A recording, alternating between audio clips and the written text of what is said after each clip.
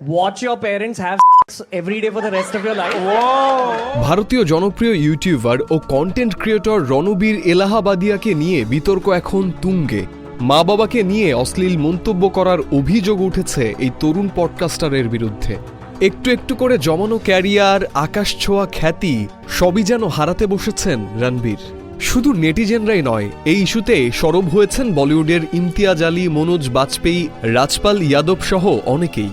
इस तरीके के कल्चर में जीने वाले हम लोग हैं और कला का आकार जहां समंदर की माप समाप्त हो जाती है, वहां से कला का उद्गम शुरू होता है।